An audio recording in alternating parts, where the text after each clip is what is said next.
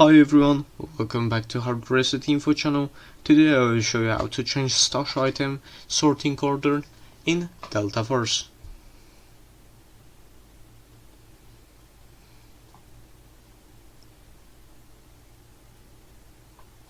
So as you see, I'm already in the main menu, and all I'm gonna do is just head over to the settings at the top right of your screen. Then once you're at the system tab, you will see stash item sorting order. It's the last setting.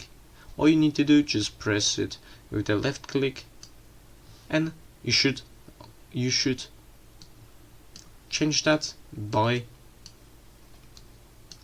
giving the right order on the things that you want to sort first.